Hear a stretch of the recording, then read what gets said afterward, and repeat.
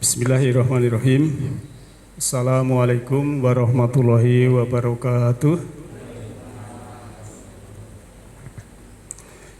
Alhamdulillah alladzi anzala ala abdihil kitaba walam yaj'alahu iwaja la ya'tihil batilu min baini yadayhi wala min khalfihi tanzilu min hakimin hamid.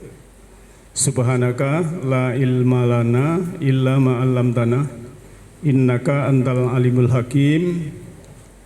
Rabbi shrah li sadri wa yassir li amri wahlul 'uqdatam min lisani yafqahu qawli. Kaum muslimin wal muslimat rahimakumullah. Ayah bunda yang saya hormati, kaum muslimin muslimat jamaah Majelis Ta'lim Nurul Huda yang insya Allah diridhoi Allah Ta'ala dan semoga juga mendapatkan rahmat, hidayah, inayah. Semua itu karena kita mengharap kasih sayang Allah, dan Allah memang Maha Pengasih lagi Maha Penyayang. Kalau leluhur kita menyebutnya yaitu silih asih, Rahman Rahim, silih asuh, Maha Pemelihara, Rabbul Alamin, silih asah, mencerdaskan supaya hambanya cerdas, diberikan petunjuk. Luar biasa kasih sayang Allah pada kita semuanya. Dan marilah karena kita sayang Allah selalu bersyukur. Bersyukur dalam arti menghargai pemberian Allah, baik yang berupa materi maupun imateri. Sebagaimana yang kita terima pada saat ini, insya Allah sehat semua, bahagia semua, hatinya sejuk semua, bisa menikmati kehidupan ini. Apapun yang terjadi, syukuri, nikmati, insya Allah hidup ini akan bermanfaat untuk diri kita masing-masing. Marilah kita beranjak sana berselancar melihat petunjuk Allah. Dan topik untuk saat ini sesuai undangan di WA Group, yaitu tentang karakter negatif manusia atau sifat-sifat manusia yang negatif dan solusinya. Karena Al-Quran itu petunjuk, kalau Allah memberikan gambaran bahwa manusia itu punya sifat negatif, pasti ada solusinya supaya kamu tidak seperti itu, maksudnya seperti itu. Nah, hadirin yang berbahagia, ayah bunda yang saya hormati, marilah kita melihat sifat negatif manusia, kalau bisa juga dinamakan karakter yang kurang baik, karena kan sejatinya kita itu harus punya kecerdasan intelektual, tapi jangan salah juga, jangan lupa juga kecerdasan spiritual dan juga kecerdasan emosional. Sehingga kalau ada keseimbangan tiga kecerdasan itu, maka intuisi kita, hati sanubari kita, indera keenam kita insya Allah akan tajam, akan bisa meminit apa yang ada di luar maupun di dalam. Yang pertama, manusia itu punya sifat lemah, Pak. Kalau lari misalnya itu dibandingkan kijang juga kalah, bandingkan kuda juga kalah. Ini secara fisik manusia itu lemah. Untuk mengangkat mungkin dengan gajah juga kalah. Untuk ke angkasa kalau tidak pakai alat sama burung juga kalah. Untuk berenang tanpa alat sama ikan juga kalah. Ini lemah sebenarnya. Tapi karena manusia diberi akal, manusia ini bisa terbang, bisa menyelam, ya. Karena kasih sayang Allah tadi, diberikan akal, pikiran yang sempurna sehingga bisa menciptakan, meniru-niru. Ya, kalau bikin pesawat terbang, pesawat tempur misalnya, itu meniru burung elang. Tapi kalau bikin helikopter, itu meniru daerah atau capung, niru-niru saja. ya itu manusia. Kalau bikin kapal selam ya mungkin meniru ikan dan lain sebagainya. Kan pesawat bentuknya seperti burung juga, pakai sayap kan begitu. Nah, inilah sifat lemah. Kita lihat dalam surat Al-Isra ayat 81 ya. A'udzubillahi minasyaitonirrajim. Bismillahirrahmanirrahim. Wa qul ja'al haqqu wa zaqal batil innal batila kana zahuqa. Di sini kita diberikan yaitu tentang al-haq, dan al-haq itu akan melenyapkan yang batil. Sungguhnya batil itu zahuqa. Kemudian yang berhubungan ini, manusia itu diciptakan dhaifan. Dhaif itu lemah. Maka kalau ada istilah hadis dhaif, itu hadis lemah. Hadis itu berita atau kabar. Kalau itu mursal, hadis itu lemah, ya, namanya dhaif. Tapi yang di sini yang berhubungan dengan manusia yaitu sifat lemah, itu kita sadari, ya, kita sadari sifat lemah. Lah, supaya kuat apa? Apalagi lansia itu tambah lemah. Ya. Kalau dulu kita masih muda itu kerja, ya, siang nggak tidur itu kuat. Saya itu pernah kerja nggak tidur siang itu kuat, sore juga nggak sakit, berbulan-bulan juga nggak sakit. Tapi kalau sekarang nggak berani Pak kerja pagi sampai sore, pasti ada jedahnya. Karena ibaratnya mesin, ya, itu harus berhati-hati. Kuncinya lansia itu jangan sampai kelelahan yang sangat, sehingga tidak terjadi drop. Ya, kuncinya di situ. Nah, oleh karena itu, karena kita menyadari sifat lemah, ya kita harus jiwa ini kita kuatkan, gagahkan jiwa kita ini. Sebagaimana yang sering kita bahas, yaitu meniru sifat Nabi Zakaria. Walaupun tulang lemah, ya, fisik lemah, tapi kalau jiwa ini gagah, ya punya jiwa muda, punya semangat lagi, dari dalam ini kita juga masih bisa kerja. Maka kemarin beberapa hari yang lalu, ya, saya dapat undangan sosialisasi tentang lansia di dinas sosial, ya, itu para pensiun dan lain sebagainya. Itu banyak sekali ya lansia yang sebetulnya memerlukan petunjuk seperti Nabi Zakaria. Tapi karena tidak memahami, ya ada yang diabetes, ada yang hampir gejala stroke dan lain sebagainya semua. Walaupun itu juga sunatullah, tetapi ya kalau jiwa ini digagahkan, insya Allah akan lebih baik, hidupnya akan lebih bisa mensyukuri dan menikmati. Nah, ini kita sadari bahwa kita ini lemah, harus kita kuatkan, kita gagahkan jiwa kita. Lantas sebetulnya manusia itu juga udah putus asa Pak, ya. Udah putus asa. Kalau tadi dhaif, manusia itu lemah.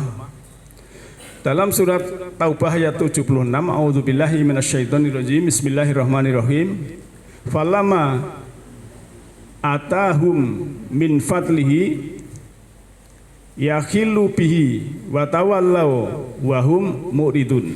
Maka setelah Allah memberikan kepada mereka sebagian dari karunia-Nya, mereka kikir dengan karunia itu dan berpaling, dan mereka memanglah orang-orang yang selalu membelakangi kebenaran. Kemudian korelasinya, ya, surat Hud ayat 9. Walain azaknal insana minna rahmatan summa nazaknaha minhu innahu la isu, ya, la ya'usu kafuro. Dan jika kami rasakan kepada manusia suatu rahmat atau nikmat dari kami, kemudian rahmat itu kami cabut dengannya, pastilah dia menjadi putus asa lagi, tidak berterima kasih. Ya, ini kenapa manusia itu kalau dicontohkan itu dalam surat 16 ayat 112 ya, itu wa daraballahu masalan qaryatan aminatan, ya, dan seterusnya itu, bahwa dicontohkan suatu kampung yang tempatnya itu aman, tentram, damai, sejuk, rezekinya mengalir dari atas, dari bawah ibaratnya, gemari paloh jinawi. Tapi karena mereka itu ya menutup diri, tidak mau membuka mata hati, akhirnya dilenyapkan. Itu sebagai contoh. Nah, manusia kadang juga begitu, ya, punya sifat tidak berterima kasih dan selalu mudah putus asa. Ya, mudah putus asa. Biasanya kan yang berhubungan putus asa itu remaja, ya. Mungkin kuliah belum selesai putus asa, ya. Ada lagi mungkin cintanya tidak tersampai, putus asa dan sebagainya, ya. Sehingga kalau kemarin di Jembatan Curug ada mahasiswi yang terjun ke sungai bunuh diri misalnya. Ini karena mungkin ya ilmunya kurang, imannya juga kurang, sehingga sebetulnya dia ini kalau melihat track recordnya kan sudah terskripsi, tinggal wisuda saja, tapi karena ya mungkin pikirannya kosong dan sebagainya, ingin mengakhiri hidupnya. Kasihan sebenarnya seperti itu, ya. Nah, ini putus asa seperti itu contohnya, ya. Berbahaya sekali putus asa itu. Maka kita tidak boleh putus asa, sudah diberikan kesadaran, ya, kita bisa bernafas, beri kehidupan, jasmani sempurna, pikiran sempurna, jiwa sempurna, itu sudah kenikmatan yang luar biasa. Masa kalau sampai putus asa kan ya akhirnya juga repot sendiri. Maka solusinya, ya, solusinya itu kalau dalam surat Al-Hadid ayat 23 itu, sesuatu yang sudah kamu terima, yang kamu senangi, itu kamu jangan suka melebihi batas. Tapi sesuatu yang belum kamu capai, belum kamu dapatkan, yang kamu inginkan itu belum dapat, tapi kamu jangan susah yang lebih batas. Suruh netral tengah-tengah. Jadi kita disuruh menerima yang tidak kita sukai dan juga menerima yang kita sukai. Dua-duanya kita harus sama. Maka dalam surat Zumar, surah Az-Zumar ayat 53 dan 54, ini ayat pemutihan, kamu jangan putus asa, ya.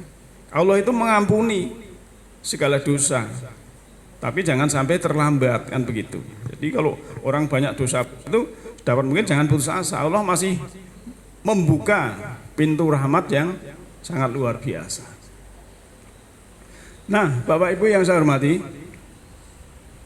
lantas selanjutnya kalau tadi lemah dan mudah putus asa, juga sifat negatif manusia itu suka sombong, Pak, membanggakan diri, ya. Duitnya banyak, bisa bikin rumah bagus, mobilnya baik, ya. Anaknya jadi wong, itu kan kadang bisa dibangga-banggakan. Tapi ternyata, ya, kalau saya sependapat dengan para motivator itu, orang yang menyombongkan apa yang disombongkan suatu saat itu akan tersiksa oleh yang disombongkan itu. Ya, maka kita tidak boleh menyombongkan. Ya. Seorang wanita cantik menyombongkan kecantikannya, ya, suatu saat nanti tidak cantik lagi. Gitu, Bu.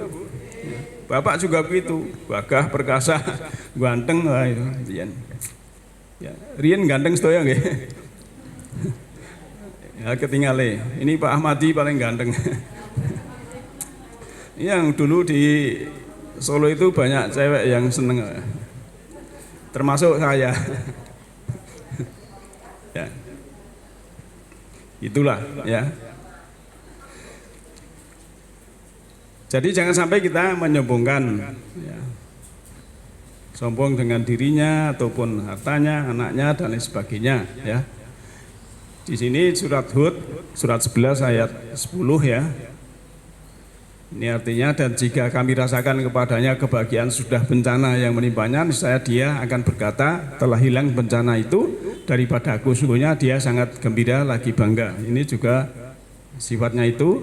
Kemudian manusia yang sangat sombong itu banyak sekali ayat-ayat bahwa Allah tidak menyukai, ya, innallaha la yuhibbul muhtalin fakur, bahwa Allah tidak menyukai orang yang sombong membanggakan diri. Jadi sifatnya itu kalau orang sombong itu kalau tambah ilmu, ya, sifat dasarnya itu kalau orang itu sudah sombong tambah ilmu tambah sombong. Bisa nikah lagi tambah sombong, Pak, ya. Saya itu punya teman, ya, anaknya sekolah SLTA saja beling, malah bapaknya nikah lagi. Saya kasihan gitu. Karena punya duit, ya. Tapi dari sisi sosialnya kan tidak menghiraukan anak, ya. Gitu. Jadi kesombongan kalau dulu itu ada Raja Namrud, kemudian Fir'aun itu kan dengan kesombongannya, termasuk menteri teknologinya Fir'aun, Haman itu, sehingga si Fir'aun ini, ya Haman, bikinlah, ya, menara yang tinggi, nanti saya dari atas menara itu akan saya tembak Tuhannya Musa. Ini kan sombong sekali, dikira Gusti Allah sosok ning dhuwur, enggak gitu, ya. Ya, ini pikiran dangkal Fir'aun, sombong dengan dirinya, dengan kekuatannya. Maka kalau sombong dengan kekuatan itu memang, ya, dalam surat Ali Imran surat itu kan yang namanya hidup ini kan seperti roda, kadang di atas, kadang di bawah, kadang di samping, kan begitu kan, ya. Kita tidak boleh kalau pas di atas terus sombong, itu tidak boleh, ya.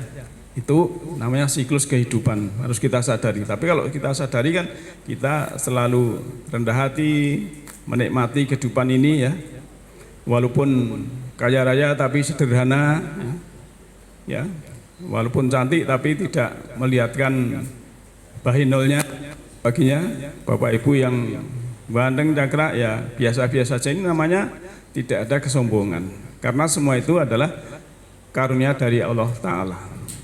Lantas selanjutnya yang keempat, manusia itu suka membantah, Pak, ya, suka membantah. Kalau bahasa saya itu kadang manusia itu suka membela diri, tidak memperbaiki diri, ya, gitu, ya.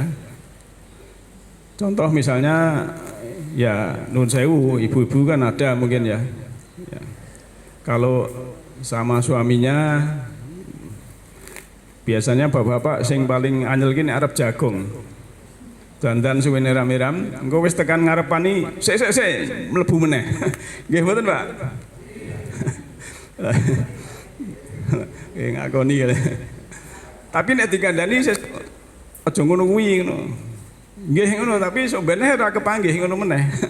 Niku namanya tidak apa, ya, apa itu? Memperbaiki diri tapi membela diri, ya. Ya, contohnya kalau saya itu, ya, mulai apa, sama orang di rumah, mulai ada gas tabung itu tahun berapa tuh? 2000-an, ya, 2000 berapa itu, ya. Sekarang itu hampir 20 tahun lebih. Tapi saya nggak pakai melon, saya pakai blue gas, Pak. Dan saya beli 2 tabung. Maksud saya, nek tabungnya satu tuh beli, itu belum selesai, belum habis, yang satu beli, sewaktu-waktu habis, itu sudah ganti gitu. Tapi ndelalah, anggere pas entek sing ngarep nggunakake kompor aku. Niki anggere aku nyetet, waduh entek rong tuku lah. Itu bukan hanya sekali 2 kali. Ndelalah niku, ya nek kon sabari ngono ku, ya. Ya, ini nek aku nyontohke Pak RT rawani. Nyontohke Pak Guru ya rawani. Nyontohke awake dhewe aja. Ya seperti itulah. Ya, namanya kadang itu suka apa itu membela diri tapi tidak memperbaiki diri. Mbuh nek sesuk nek kan yo mentek sana. Ya. Tapi ini suatu pelajaran, ya. Kita tidak boleh marah walau seperti itu, namanya juga kita, ya, mungkin sibuk dan lain sebagainya, ya. Ini contoh, ya, membantah, ya. Dalam surat 16 ayat 4, surah An-Nahl ayat 4, khalaqal insana min nutfatin faidahum khosimum mubin. Dia telah menciptakan manusia dari mani, tiba-tiba ia menjadi pembantah yang nyata, ya. Khosim itu yang berhubungan dengan bantah, maka sukanya kadang membantah. dikandani sing apik kadang wah sok jenengan sok suci. Ya wis lah ngono. Kalau sudah berkata begitu ya lanjutan aku ya ngono. Biasanya kan gitu kalau sama orang yang Mas kamu kok melek-melek terus loh, mbok badannya itu dupeni. Alah jenengan sok suci ngandani ya bareng loro. Kau kan melek kan begadang kan loro. Ya yes, rasakno dhewe ngoten gitu. Korelasinya masih surat 16 ayat 18 ya. Ini kan wa in ta'udu nikmatallahi la tuhsuha innallaha la ghafurur rahim. Jadi solusinya memang kita menikmati nikmat Allah itu karena kita tidak bisa menghitung ya nikmat Allah, sebab Allah itu Maha Pengampun lagi Maha Penyayang. Ya. Kita lanjut. Selanjutnya manusia juga bersifat dolim dan bodoh, Pak. Dolim itu menggelapkan diri. Ya, menggelapkan jiwanya dan kadang itu aslinya bodoh. Maka disuruh belajar. Kalau dalam Quran kan suruh utlu, suruh tilawah, suruh ikra itu kan juga istilahnya riset dan lain sebagainya. Ya. Ini dalam surat 33 ya, surat Al-Ahzab ayat 72. A'udzubillahi minasyaitonirrajim. Inna aradnal amanata alas samawati wal ardi wal jibali fa abaina antah mil ha ya, saya ulang ayyah milnaha wasfaqna minha wa hamalha hal insanu innahu kana doluman jahula. Ini tutup ayatnya manusia itu doluman jahula, Pak. Doluman. Jadi dolim dan jahula, jahiliyah. Jahulah itu kolot atau bodoh. Jadi kalau Allah mengatakan seperti ini, nanti solusinya gimana? Maka solusinya Allah memberikan supaya kamu itu mencari pencerahan. Ya. Yahdillahu linurihi mayasya. Allah memberikan cahaya semesta rohani pada siapa yang kehendaki. Siapa yang kehendaki adalah orang-orang yang berkehendak pada pencerahan itu. Ya nanti di belakang ada ciri-ciri orang yang sudah mendapatkan pencerahan. Ini harus kita pahami bahwa oh ternyata manusia juga punya sifat yaitu dolim dan jahul atau menggelapkan dirinya dan bodoh. Maka supaya solusinya mencari pencerahan dan juga belajar supaya tidak bodoh. Jadi dalam keterangan, dalam cahaya maksudnya gitu. Ini masih banyak ayat, tapi kita lanjut saja ya. Itu bisa dibaca dalam surat Al-Ankabut ayat 49 juga. Itu bahwa manusia yang dolim itu sukanya membantah ayat-ayatnya. Karena dirinya gelap, ilmunya dangkal, kalau disampaikan ayat itu kadang malah membantah. Yaitu sifatnya manusia. Tapi saya jangan seperti itu ya. Kelanjutannya, manusia itu punya sifat terburu-buru. Jadi sifatnya itu terburu-buru. Bisa dilihat dalam surat 20, surat Toha ayat 114. A'udzubillahi minasyaitonirrajim. Fata'allahul malikul haqq wala ta'jil bil Qur'ani min qabli an yukta ilaika wahyuhu wa qur rabbi zidni ilma. Maha tinggi Allah, Raja yang sebenar-benarnya, dan janganlah kamu tergesa-gesa membaca Al-Quran sebelum disempurnakan wahyunya kepadamu. Dan katakanlah ya Tuhanku, tambahkanlah kepadaku ilmu pengetahuan. Nah, ini memang riwayatnya bahwa kok Quran itu tidak turunkan blek gitu aja, kok sidik-sidik itu kan terburu-buru ini.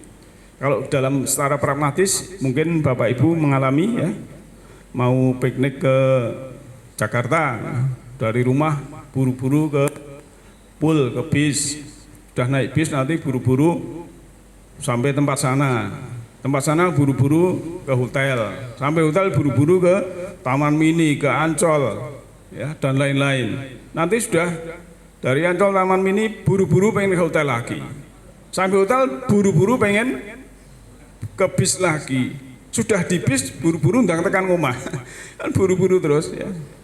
Nanti buru wis tekan omah pirang-pirang buru-buru pengen piknik meneh. Ya, menungso kan gitu ya. Maka saya selalu mengharap Bapak Ibu, fokuslah kita pada saat ini di sini ya.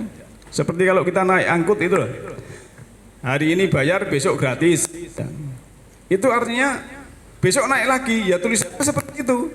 Ya hari ini bayar, besok gratis. Itu maksudnya supaya kita fokus saat ini di sini ya. Jangan seperti orang yang punya mata juling, Pak. Mata juling iki, Pak. Ketoke ngetne Pak guru mriko iki, Pak sing tingkane Pak RT niku nama juling. Jadi niku gambarane linggih nang kene, ning pikirane nang omah. Wah, iki engko nang bal-balan. Misalnya itu ibaratnya mata juling ya. Misalnya seperti itu ya. Oh, masih nanti jam 20. Itu terburu-buru. Lah supaya tidak terburu apa? Kita juga cermati. Apalagi Bapak driver ya. Nyopir itu jangan buru-buru ya. Kita nikmati aja, disalip nesu. Nah, jangan seperti itu ya. Kita harus tenang ya. Terus fokus saat ini di sini sekarang ya. Karena besok kan kita tidak tahu. Kita masih bernafas. Ini sangat anugerah yang luar biasa. Kita nikmati saat ini di sini sekarang. Enak Pak kalau orang menikmati saat-saat yang lakukan saat ini.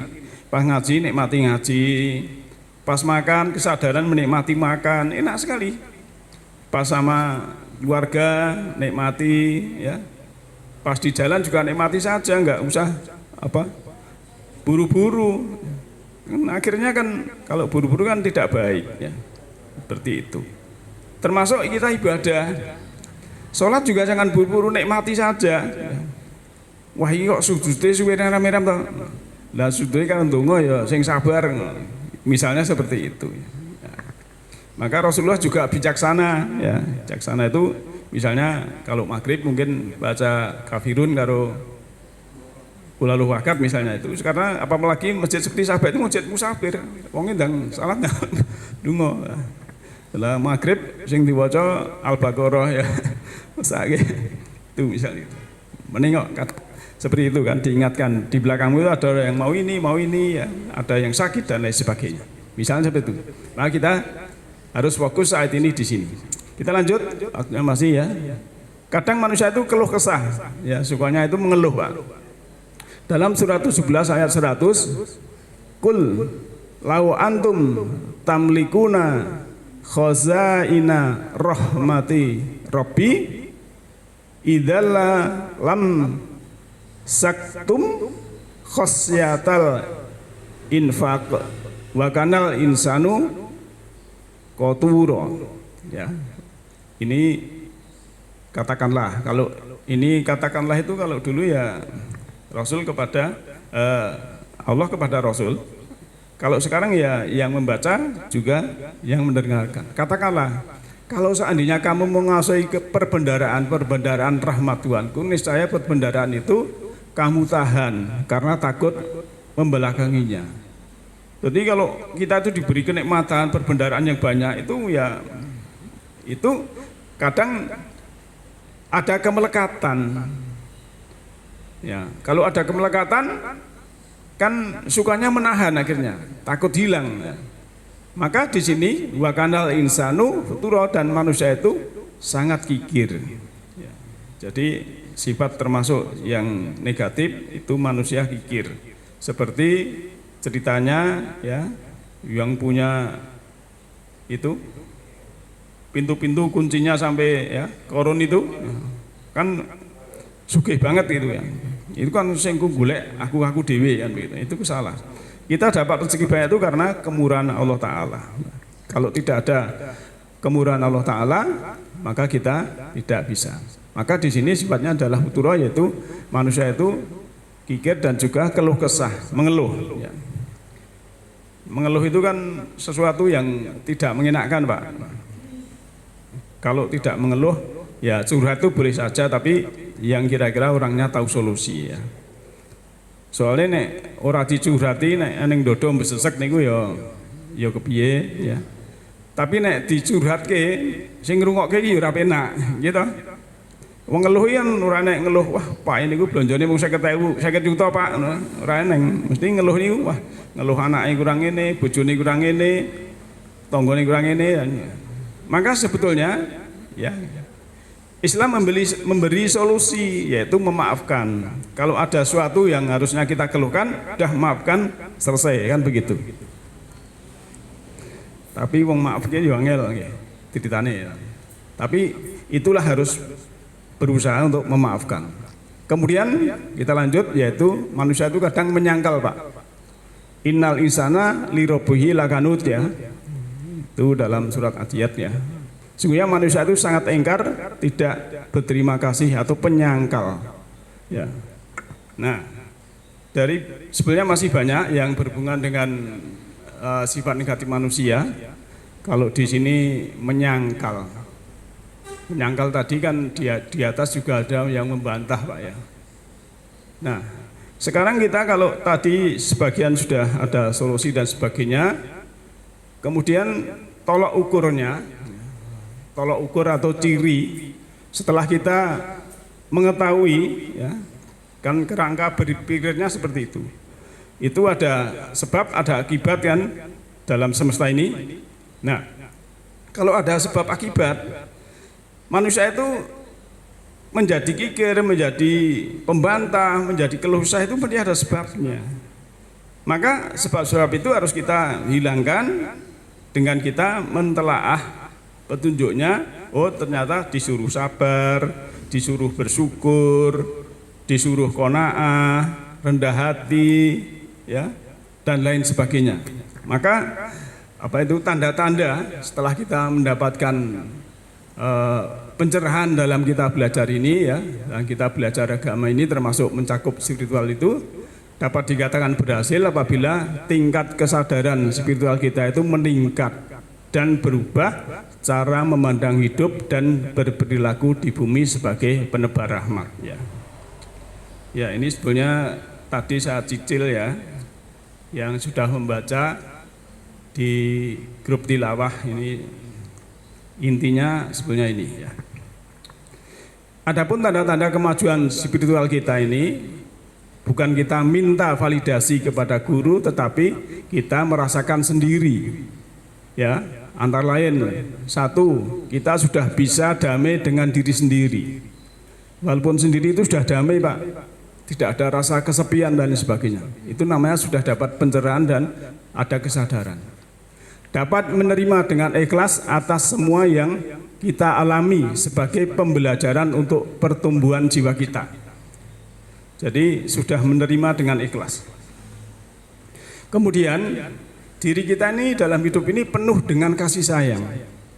Bijaksana, memiliki empati yang tinggi, kemudian emosinya terkendali dan mampu melepas egonya.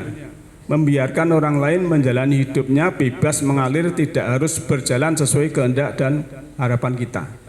Ya, karena kita kadang kan inginnya orang di luar kita itu menuruti keinginan kita. Sehingga kalau keinginan kita tidak dituruti oleh orang yang di luar kita, keluarga kita dan lain sebagainya, kita menjadi marah dan sebagainya. Inilah yang sebenarnya ciri-ciri dari mendapat pencerahan itu belum ada. Orang di luar itu ya terserah aja, kita mengingatkan, mengajak baik dan sebagainya. Kalau belum ya seperti yang kita harapkan, ya santai saja, ya udahlah biar itu, apalagi dalam rumah tangga. Ya. Kemudian telah berhasil ya tidak melekat lagi ya atas derajat, jabatan, pangkat dan harta benda yang dimilikinya. Hidup hanya untuk berbuat baik, tidak memerlukan apresiasi. Derajat, pangkat, harta benda yang dimiliki dilihat sebagai kemudahan hidup, bukan sesuatu yang dibanggakan. Lantas sangat menyenangi keheningan, kedamaian. Semua unsur negatif dalam diri kita ini telah kita hilangkan sehingga kita akan damai, kita akan berbahagia. Pun mancing tuh Pak, jadi sudah. Oh nggih. Nggih. Bapak Ibu yang saya hormati, demikian kurang lebihnya nanti yang ini kesimpulan ini bisa dibaca di grup tilawah ya, yang ciri-ciri tanda dalam belajar menyebabkan pencerahan. Demikian yahdillahu linurihi mayasya, Allah memberikan cahaya semesta pada rohani, semesta rohani kepada siapa yang menghendaki. Siapa yang menghendaki adalah orang yang berkehendak. Nasru minallahi wa gharib. Alhamdulillahirabbil alamin. Assalamualaikum warahmatullahi wabarakatuh.